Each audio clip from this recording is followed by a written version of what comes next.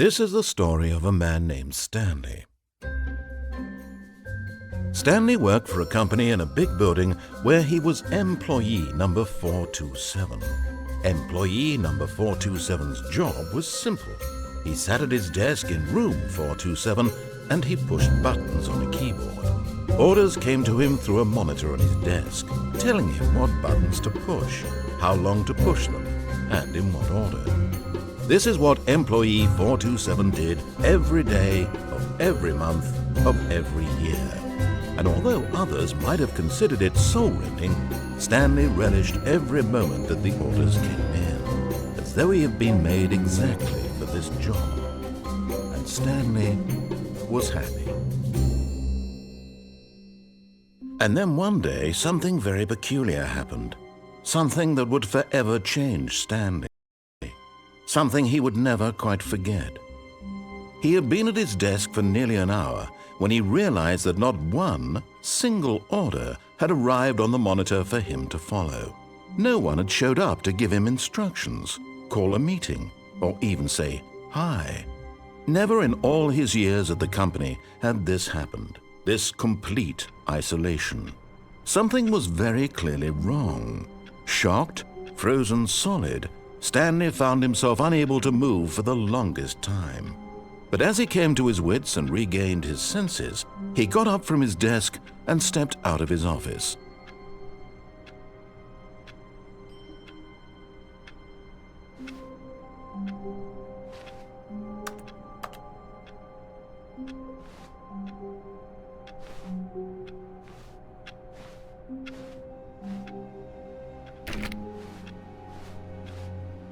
All of his co-workers were gone. What could it mean? Stanley decided to go to the meeting room. Perhaps he had simply missed a memo.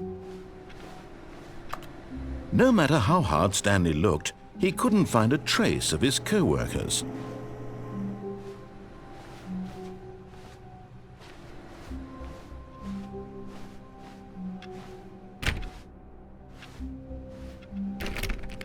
Stanley went around touching every little thing in the office, but it didn't make a single difference, nor did it advance the story in any way.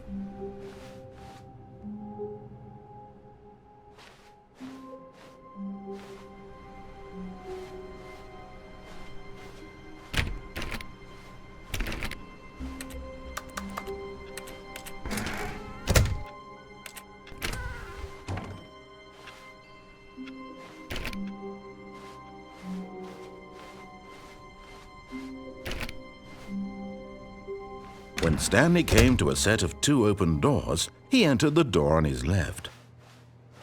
This was not the correct way to the meeting room, and Stanley knew it perfectly well. Perhaps he wanted to stop by the employee lounge first, just to admire it. Ah, yes, truly a room worth admiring. It had really been worth the detour after all, just to spend a few moments here in this immaculate, beautifully constructed room. Stanley simply stood here, drinking it all in. But eager to get back to business, Stanley took the first open door on his left.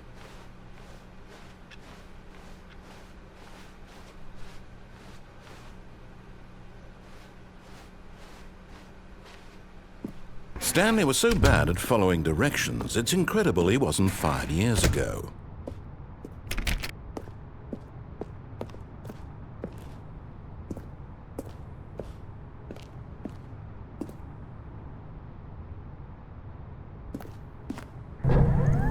Look, Stanley, I think perhaps we've gotten off on the wrong foot here. I'm not your enemy, really, I'm not. I realize that investing your trust in someone else can be difficult, but the fact is that the story has been about nothing but you all this time. There's someone you've been neglecting, Stanley. Someone you've forgotten about. Please, stop trying to make every decision by yourself. Now, I'm not asking for me, I'm asking for her. This is it, Stanley. Your chance to redeem yourself, to put your work aside, to let her back into your life. She's been waiting.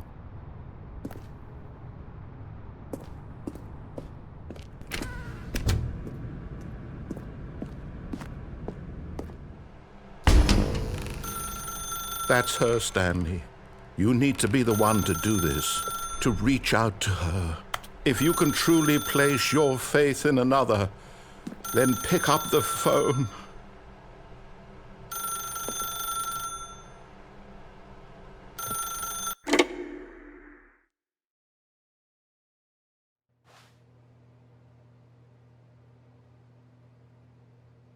Oh, Stanley, is that you? Hold on, sweetie. Sorry to keep you waiting. I'm just pulling the bread out of the oven. All right. Okay, there we go. All right, now, I want you to come in and tell me all about your day. Gotcha! Oh, come on. Did you actually think you had a loving wife who'd want to commit their life to you? I'm trying to make a point here, Stanley. I'm trying to get you to see something. Come inside. Let me show you what's really going on here. This is a very sad story about the death of a man named Stanley. Stanley is quite a boring fellow. He has a job that demands nothing of him, and every button that he pushes is a reminder of the inconsequential nature of his existence.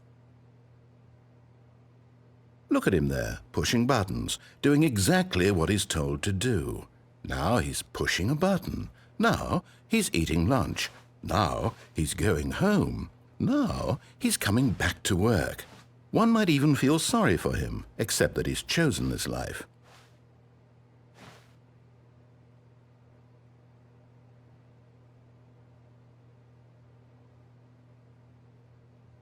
But in his mind, in his mind he can go on fantastic adventures.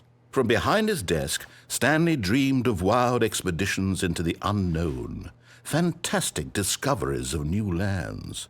It was wonderful, and each day that he returned to work was a reminder that none of it would ever happen to him. And so he began to fantasize about his own job. First, he imagined that one day while at work, he stepped up from his desk to realize that all of his co-workers, his boss, everyone in the building had suddenly vanished off the face of the earth. The thought excited him terribly. So he went further. He imagined that he came to two open doors and that he could go through either. At last, choice. It barely even mattered what lay behind each door. The mere thought that his decisions would mean something was almost too wonderful to behold. As he wandered through this fantasy world, he began to fill it with many possible paths and destinations. Down one path lay an enormous round room with monitors and mind controls. And down another was a yellow line that weaved in many directions, and down another was a game with a baby. And he called it the Stanley Parable. It was such a wonderful fantasy, and so in his head he relived it again, and then again, and again, over and over, wishing beyond hope that it would never end, that he might always feel this free. Surely there's an answer down some new path, mustn't there be? Perhaps if he played just one more time. But there is no answer. How could there possibly be? In reality, all he's doing is pushing the same buttons he always has. Nothing has changed. The longer he spends here, the more invested he gets, the more he forgets which life is the real one. And I'm trying to tell him this, that in this world he can never be anything but an observer, that as long as he remains here, he's slowly killing himself. But he won't listen to me. He won't stop. Here, watch this. Stanley, the next time the screen asks you to push a button, do not do it.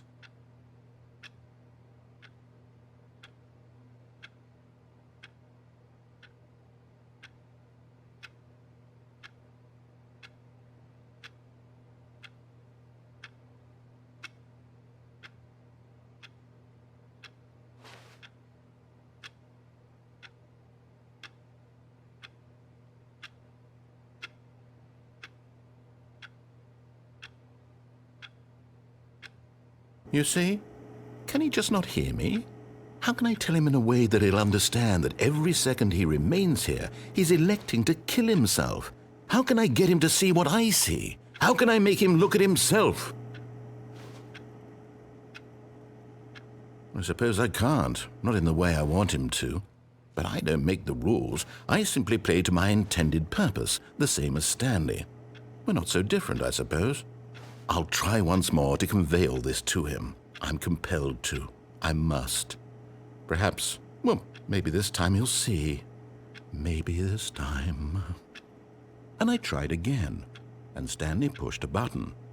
And I tried again, and Stanley pushed a button. And I tried.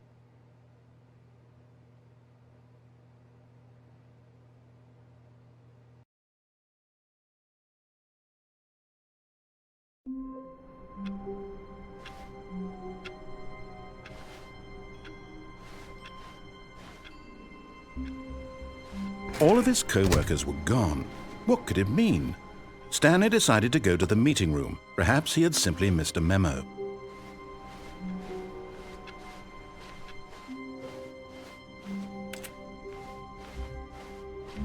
When Stanley came to a set of 2 open doors, he entered the door on his left.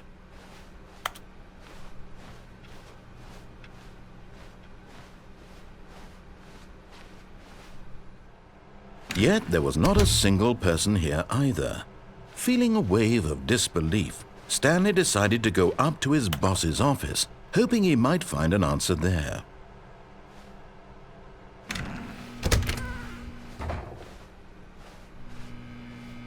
Stanley stepped into the broom closet, but there was nothing here, so he turned around and got back on track.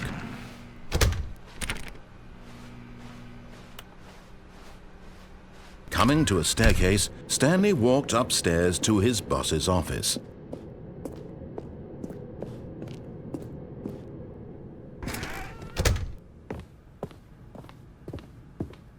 Stepping into his manager's office, Stanley was once again stunned to discover not an indication of any human life. Shocked, unraveled, Stanley wondered in disbelief who orchestrated this, what dark secret was being held from him.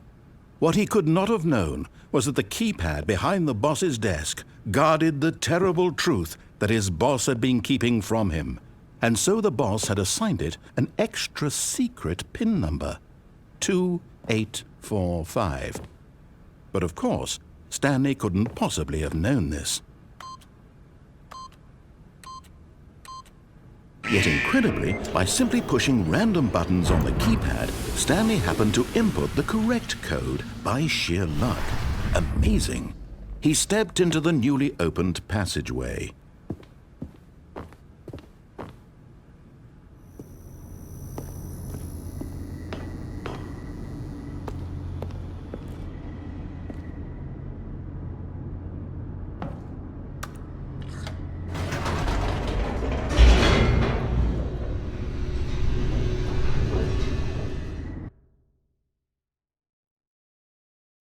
Descending deeper into the building, Stanley realized he felt a bit peculiar.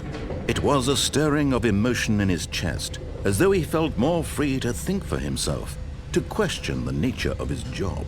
Why did he feel this now, when for years it had never occurred to him? This question would not go unanswered for long.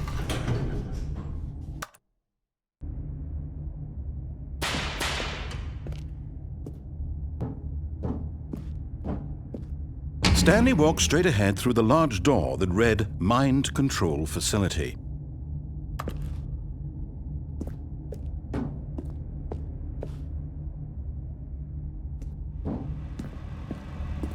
Although this passageway had the word Escape written on it, the truth was that at the end of this hall, Stanley would meet his violent death.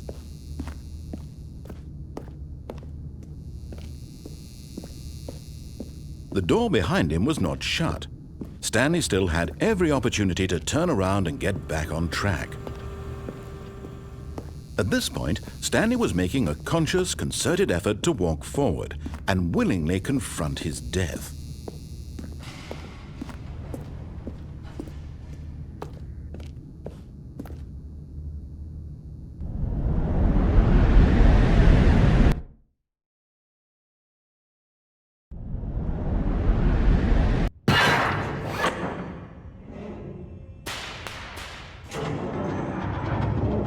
As the machine whirred into motion and Stanley was inched closer and closer to his demise, he reflected that his life had been of no consequence whatsoever.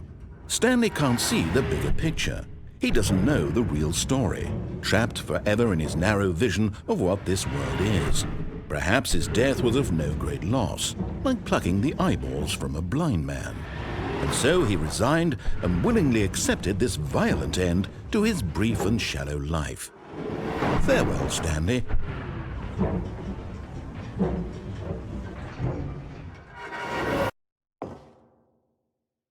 "Farewell, Stanley," cried the narrator, as Stanley was led helplessly into the enormous metal jaws. In a single visceral instant, Stanley was obliterated as the machine crushed every bone in his body, killing him instantly.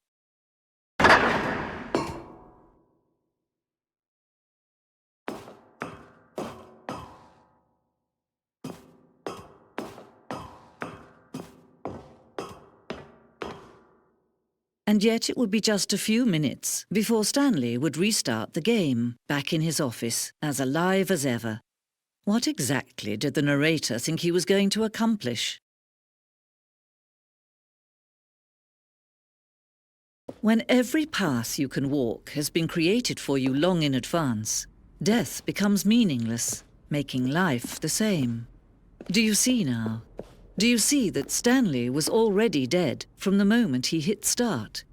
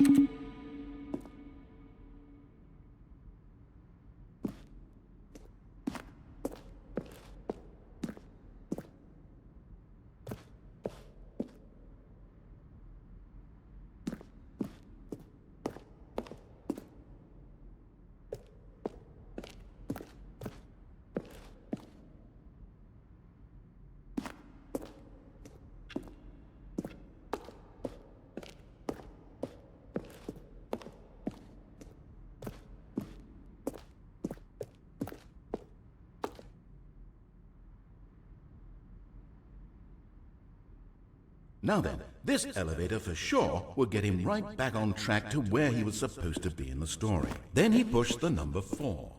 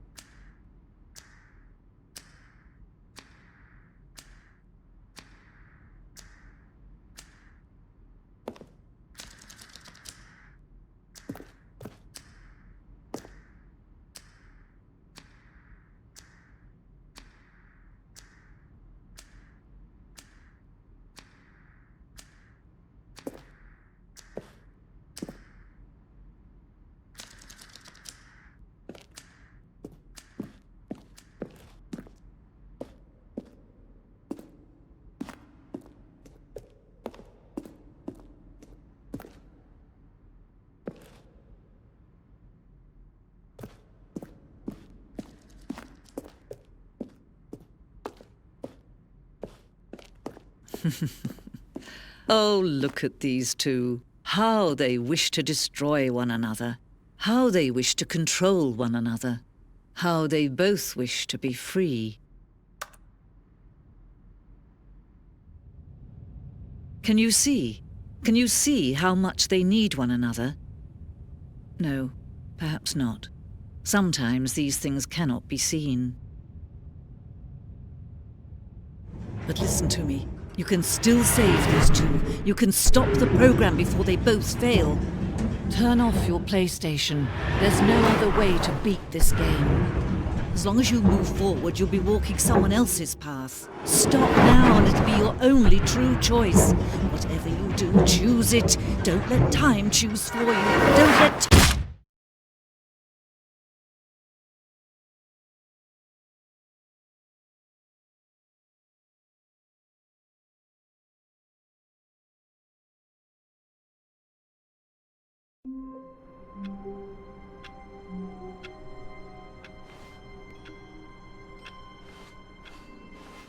All of his co-workers were gone. What could it mean? Stanley decided to go to the meeting room. Perhaps he had simply missed a memo.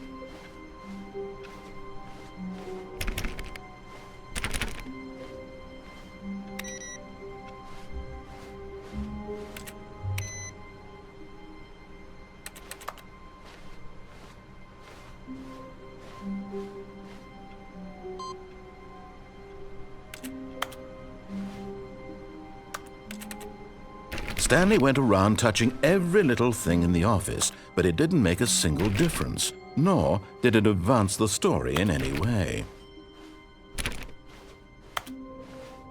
When Stanley came to a set of 2 open doors, he entered the door on his left.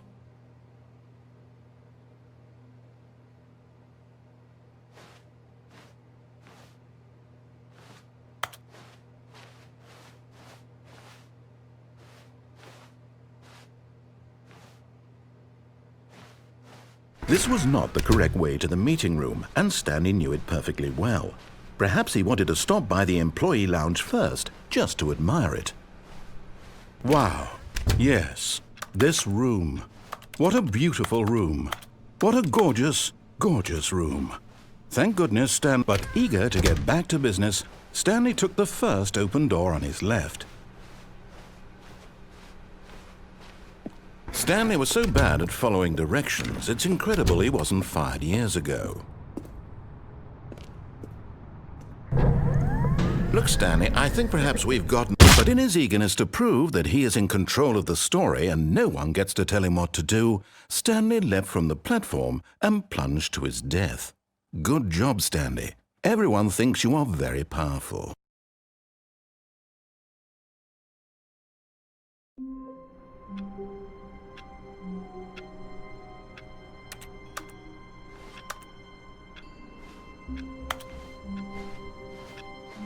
All of his co-workers were gone. What could it mean? Stanley decided to go to the meeting room. Perhaps he had simply missed a memo. No matter how hard Stanley looked, he couldn't find a trace of his co-workers.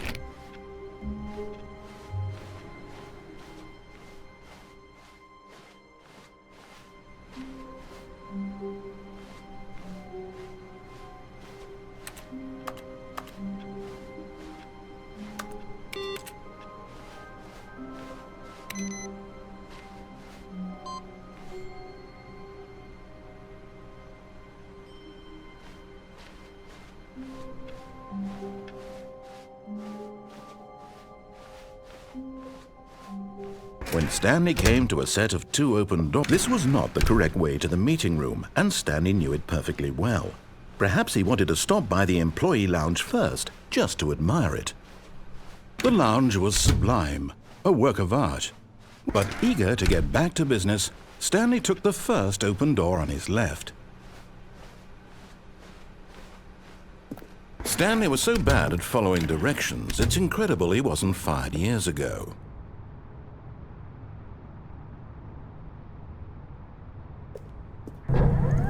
Look, Stanley, I think perhaps... But in his eagerness to prove that he is in control of the story and no one gets to tell him what to do, Stanley leapt from the platform and plunged to his death.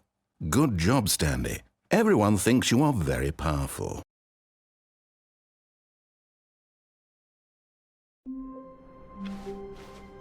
All of his co-workers were gone. What could it mean? Stanley decided to go to the meeting room. Perhaps he had simply missed a memo.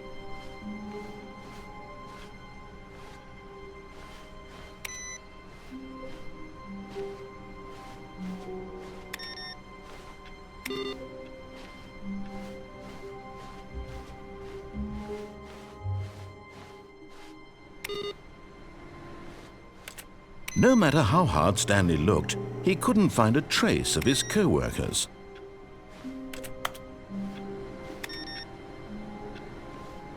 Stanley went around touching every little thing in the office, but it didn't make a single difference, nor did it advance the story in any way.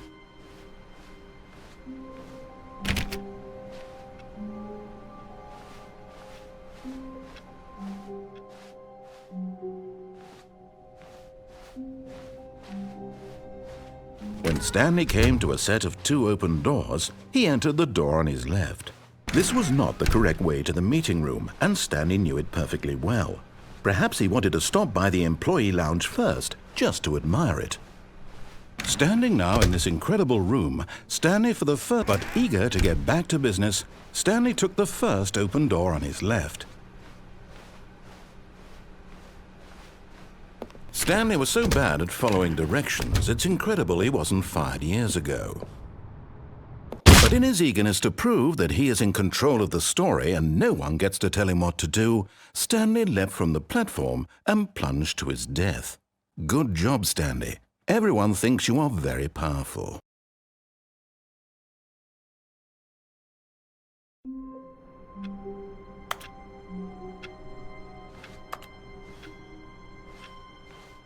How long was I sitting there? Stanley wondered to himself. Minutes? Days? Centuries? Did something crucial happen while my senses were turned? He made a note to be more careful with time from now on.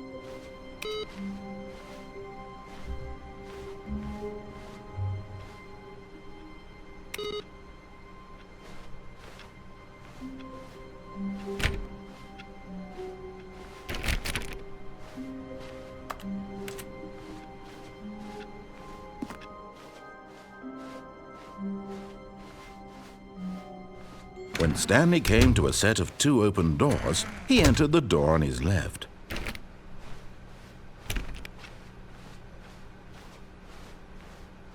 Yet there was not a single person here either. Feeling a wave of disbelief, Stanley decided to go up to his boss's office. Coming to a staircase, Stanley walked upstairs to his boss's office.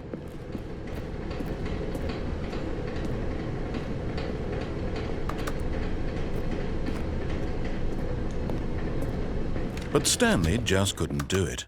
He considered the possibility of facing his boss. Admitting he had left his post during work hours, he might be fired for that. And in such a competitive economy, why had he taken that risk? All because he believed everyone had vanished? His boss would think he was crazy. And then something occurred to Stanley. Maybe, he thought to himself, maybe I am crazy. All of my co-workers blinking mysteriously out of existence in a single moment for no reason at all? None of it made any logical sense. And as Stanley pondered this, he began to make other strange observations. For example, why couldn't he see his feet when he looked down? Why did doors close automatically behind him wherever he went? And for that matter, these rooms were starting to look pretty familiar. Were they simply repeating? No, Stanley said to himself, this is all too strange. This can't be real. And at last, he came to the conclusion that had been on the tip of his tongue. He just hadn't found the words for it. "I'm dreaming!" he yelled. "This is all a dream." Oh, what a relief Stanley felt to have finally found an answer, an explanation. His co-workers weren't actually gone. He wasn't going to lose his job. He wasn't crazy after all. And he thought to himself, I suppose I'll wake up soon. I'll have to go back to my boring real-life job pushing buttons. I may as well enjoy this while I'm still lucid. So he imagined himself flying and began to gently float above the ground. Then he imagined himself soaring through space on a magical starfield, and it too appeared. It was so much fun, and Stanley marveled that he had still not woken up. How was he remaining so lucid? And then perhaps the strangest question of them all entered Stanley's head. One he was amazed he hadn't asked himself sooner. Why is there a voice in my head dictating everything that I'm doing and thinking? Now the voice was describing itself being considered by Stanley, who found it particularly strange. I'm dreaming about a voice describing me, thinking about how it's describing my thoughts, he thought. And while he thought it all very odd and wondered if this voice spoke to all people in their dreams, the truth was that, of course, this was not a dream. How could it be? Was Stanley simply deceiving himself, believing that if he's asleep, he doesn't have to take responsibility for himself? Stanley is as awake right now as he's ever been in his life. Now, hearing the voice speak these words was quite a shock to Stanley. After all, he knew for certain, beyond a doubt, that this was in fact a dream. Did the voice not see him float and make the magical stars just a moment ago? How else would the voice explain all that? This voice was a part of himself too. Surely, if he could just... He would prove it. He would prove that he was in control, that this was a dream. So he closed his eyes gently, and he invited himself to wake up. He felt the cool weight of the blanket on his skin, the press of the mattress on his back, the fresh air of a world outside this one. Let me wake up, he thought to himself. I'm through with this dream. I wish it to be over. Let me go back to my job. Let me continue pushing the buttons. Please, it's all I want. I want my apartment, and my wife, and my job. All I want is my life exactly the way it's always been. My life is normal. I am normal. Everything will be fine. I am okay.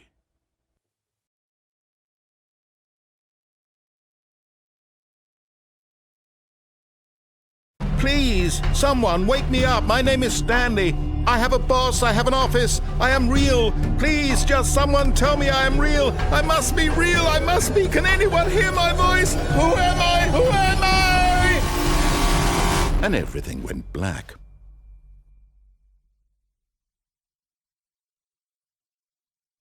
This is the story of a woman named Mariella. Mariella woke up on a day like any other. She arose, got dressed, gathered her belongings, and walked to her place of work. But on this particular day, her walk was interrupted by the body of a man who had stumbled through town talking and screaming to himself, and then collapsed dead on the sidewalk. And although she would soon turn to go call for an ambulance, for just a few brief moments she considered the strange man.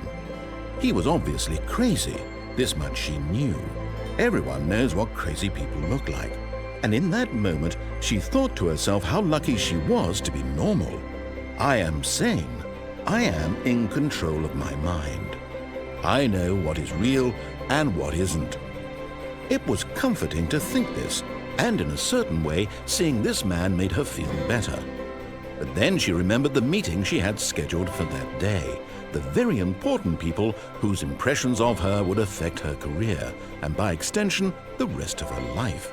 She had no time for this, so it was only a moment that she stood there, staring down at the body. And then she turned and ran.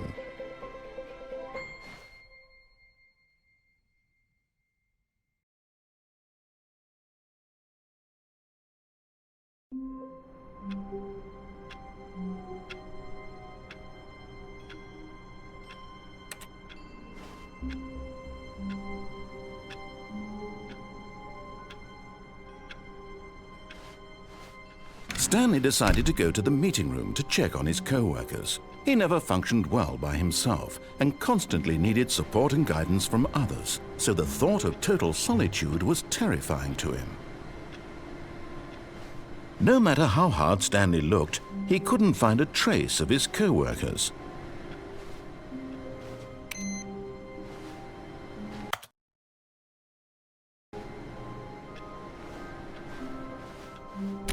Stanley went around touching every little thing in the office, but it didn't make a single difference, nor did it advance the story in any way. Oh, please. Are you really just doing this for the trophy? Click a door 5 times? Is that all you think a trophy is worth? No. I can't just give these merits away for such little effort. A measly 5 clicks? Now, suppose you were to click the door 20 times. I would say that's the kind of effort that warrants recognition. I have to say I'm still not feeling the satisfaction of witnessing true effort for a noble cause. Perhaps 50 clicks will do it. Yes, almost certainly 50 clicks.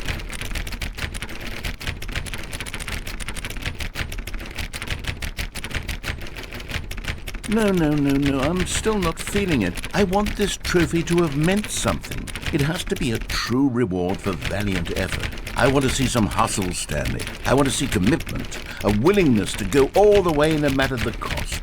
Why don't you go put 20 clicks into door number 417?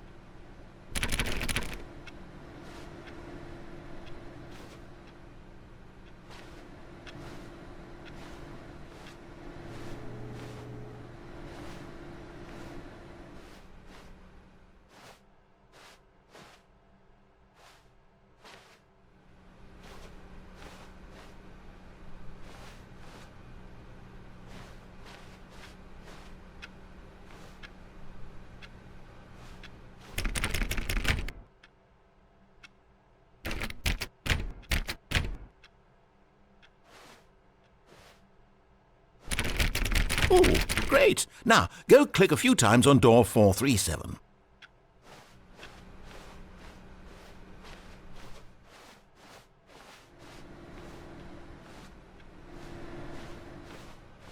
Excellent. I think we're getting somewhere. Now, door 415. Let's give it 10 clicks or so.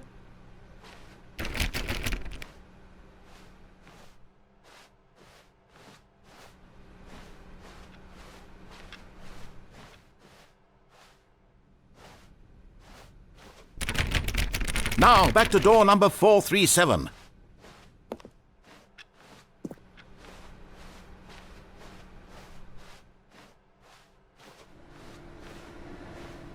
Let's see. How about you click on, well, I don't know, the copy machine?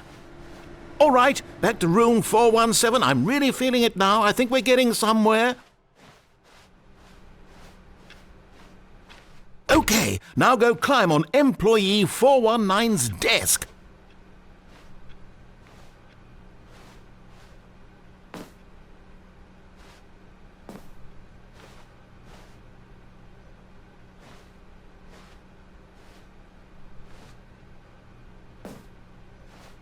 Yes! This is great! You're putting it all on the line, Stanley. I like that. All right, let's keep it up. Go give me a few clicks on door 416.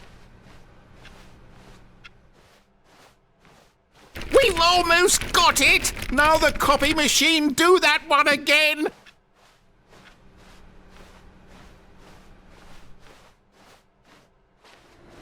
Finish it off, Stanley! 5 clicks on door 430!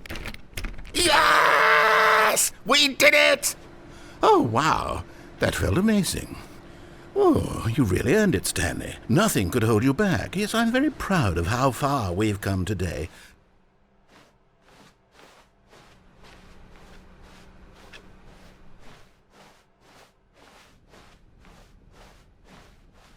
When Stanley came to a set of 2 open doors, he entered the door on his left.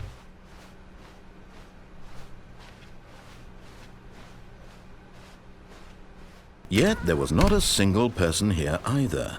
Feeling a wave of disbelief, Stanley decided to go up to his boss's office, hoping he might find an answer there. Coming to a staircase, Stanley walked upstairs to his boss's office.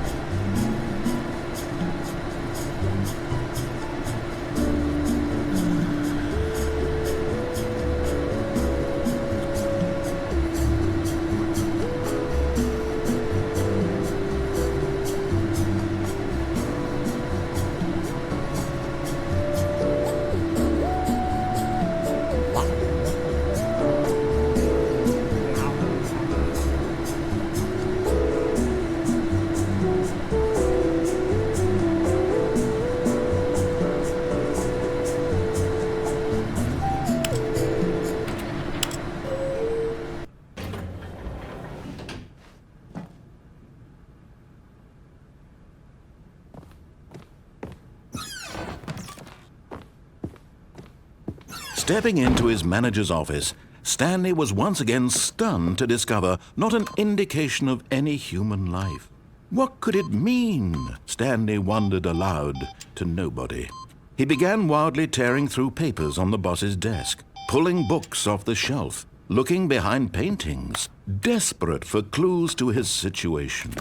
But his attention was caught by a keypad behind the boss's desk. What could its purpose be? In fact, this keypad guarded the terrible secret that lay buried below his feet. And so the boss had assigned it an extra secret PIN number, 2845. But of course, Stanley couldn't possibly have known this.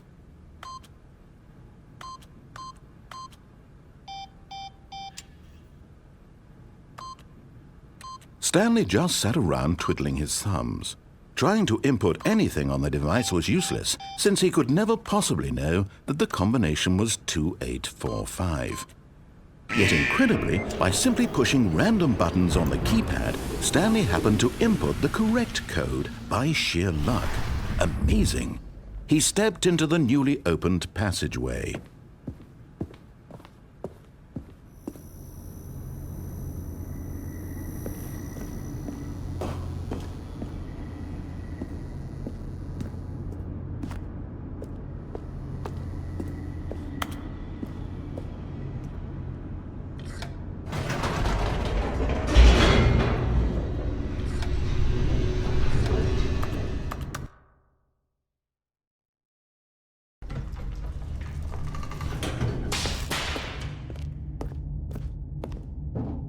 Stanley walked straight ahead through the large door that read Mind Control Facility.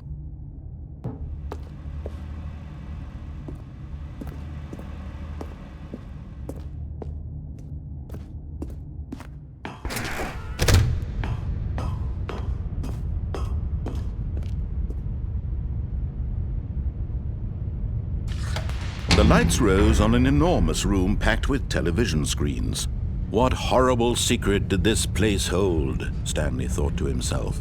Did he have the strength to find out?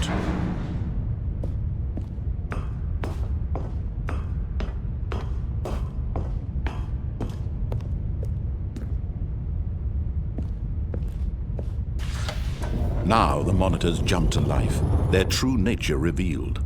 Each bore the number of an employee in the building, Stanley's co-workers. The lives of so many individuals reduced to images on a screen, and Stanley, one of them, eternally monitored in this place where freedom meant nothing.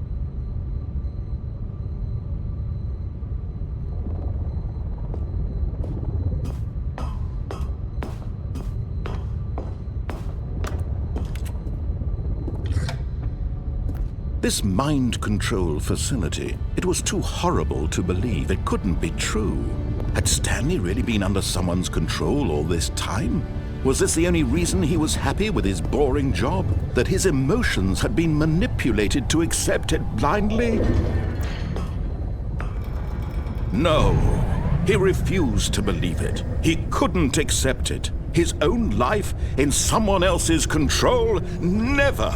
It was unthinkable, wasn't it? Was it even possible? Had he truly spent his entire life utterly blind to the world? But here was the proof. The heart of the operation. Controls labeled with emotions. Happy, or sad, or content. Walking, eating, working. All of it monitored and commanded from this very place. And as the cold reality of his past began to sink in, Stanley decided that this machinery would never again exert its terrible power over another human life. For he would dismantle the controls once and for all.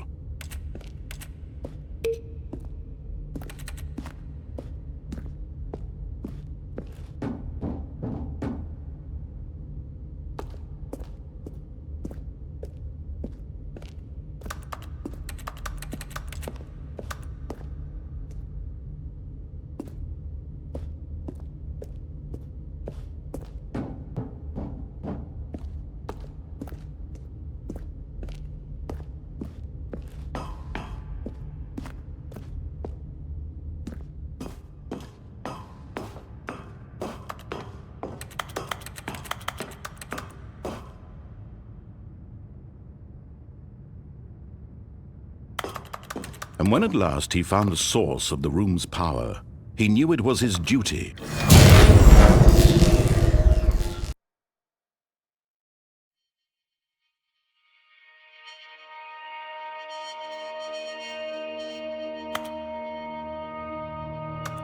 Blackness and a rising chill of uncertainty. Was it over?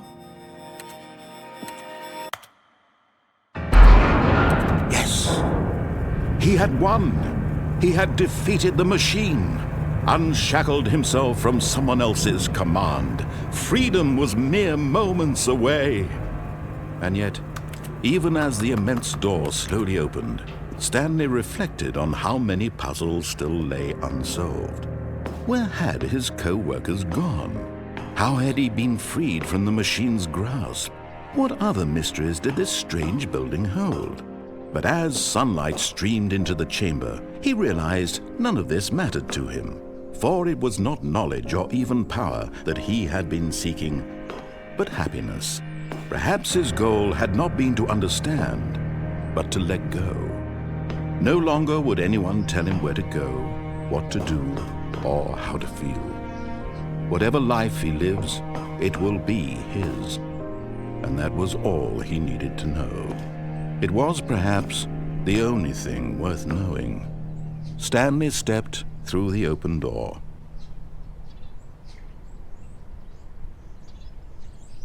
Stanley felt the cool breeze upon his skin, the feeling of liberation, the immense possibility of the new path before him. This was exactly the way, right now, that things were meant to happen. And Stanley was happy.